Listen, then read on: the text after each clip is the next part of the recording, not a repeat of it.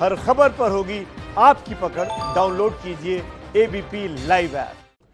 स्वागत है आपका ब्रेक के बाद और अब वक्त है बॉर्डर से ग्राउंड रिपोर्ट दिखाने का। एबीपी न्यूज की एक टीम उत्तराखंड के चमोली में भारत चीन सीमा के नजदीक पहुंची। ये वो सरहद है जहां के गांव के लोग कई वर्षों से देश की दूसरी रक्षा पंक्ति माने जाते हैं, लेकिन ये दूसरी रक्षा पंक्ति अब संकट में है। एबीपी न्यूज संवाददाता रणवीर ने चीन सीमा से जो ग्राउंड रिपोर्ट भेजी है उसमें इस संकट की असल वजह पता चलती है। देखिए।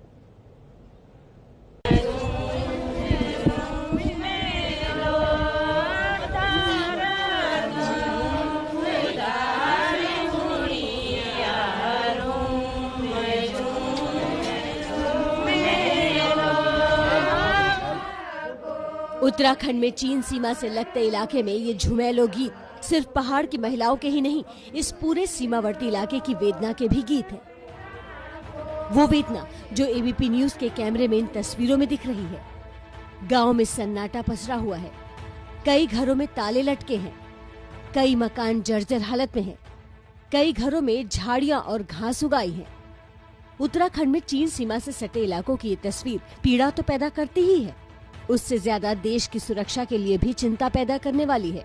गांव को देखिए और अंदाजा लगाइए कि कैसे पूरा का पूरा गांव खाली हो चुका है और इस खाली गांव में अब सिर्फ बहते हुए पानी की आवाज आती है, चिड़ियों की चहचहाट की आवाज आती है, गूंजती हुई हवा की आवाज आती है, लेकिन इंसानों की आवाज नहीं आ पाती है। ये फिक्र की बात इसलिए भी है क्योंकि ये गांव सीमा से सटे हैं और इन गांव में रहने वाले लोगों को देश की सेकेंड लाइन ऑफ डिफेंस कहा जाता है। ये सरहद की सुरक्षा में जुटी सेना के मददगार होते हैं।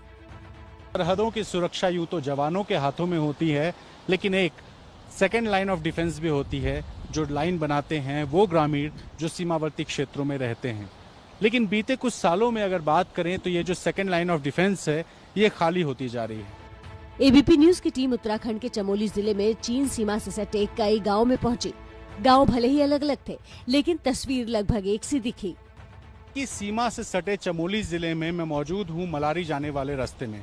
मलारी के रास्ते में कुछ ऐसे गांव हैं जो पूरी तरीके से खाली हो चुके हैं। ऐसा ही एक गांव हमें सामने दिखाई दे रहा है। आप इस गांव को ध्यान से देखिए, सिर्फ 12 घरों वाला ये छोटा सा गांव है और जिस तरीके से पेड़ पौधे घरों के सामने उगे हुए हैं ये बता रहा है कि ये पूरा गाँव खाली है। सरकारों ने गांव को बसाने की कोशिशों के तहत इस पूरे गांव में जिस तरह से बिजली के खंभे पहुंचाए हैं, तार लगाए हैं, जाहिर है सरकार की तरफ से कोशिशें जरूर हुई, लेकिन इस गांव के चारों तरफ आप ध्यान से देखेंगे तो आपको कहीं सड़क नहीं दिखाई देगी और बगल में जो अलकनंदा नदी बह रही है, इस नदी के ऊपर कोई पुल भी आसपास नहीं है। आखिर सीमा से सटे उत्तराखंड के ये गाँव खाली क्यों हो रहे हैं? जब एबीपी न्यूज की टीम ने यहाँ बचे खुचे लोगों से ये बात जाननी चाहिए तो चौंकाने वाली सच्चाई सामने आई। इधर वही है, अब बस खेती पर बेरोजगार आदमी है, ज्यादा नौकरी है नहीं। और अस्पताल वगैरह स्कूल वगैरह सब हैं? अब यहाँ टीचर भी नहीं रहते थे, अब सब बच्चे अब बाहर पढ़ाते, जोशीमठ को नीचे नहीं।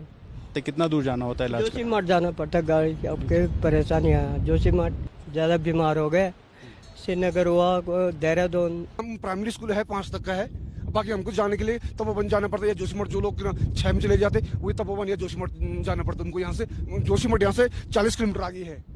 अब तब 5वीं से ऊपर की पढ़ाई करने के लिए बच्चों को 40 किलोमीटर दूर कम से कम जाना। यह तपोवन यहाँ से 30 किलोमीटर है।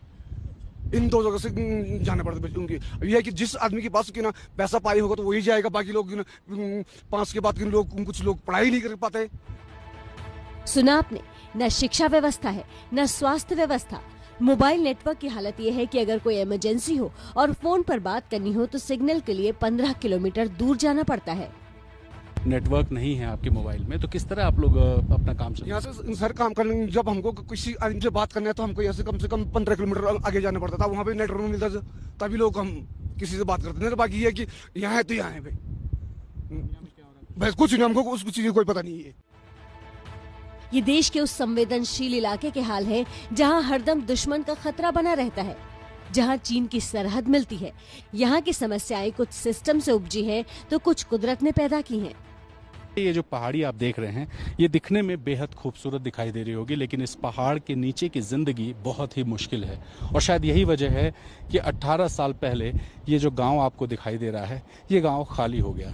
चमोली जिले में तमक नाम का ये जो गांव है, 18 साल पहले इस गांव में भूस्खलन हुआ था, जिसकी वजह से कुछ लोगों की मौत भी हुई थी और घरों को नुकसान पहुंचा था। और इसी वजह से इस गांव के लोगों ने सुरक्षित स्थानों पर अपने आप को शिफ्ट करना ही बेहतर समझा। चीन सीमा से लगते उत्तराखंड के इस इलाके में पड़ताल करते हुए एबीपी न्यूज की टीम को कुछ स्थानीय महिलाएं दिखी। पूछा तो पता चला वो मनरेगा के एक काम के लिए निकली हैं। हमारी गुजारिश पर उन्होंने गढ़वाली मांगल गीत सुनाया।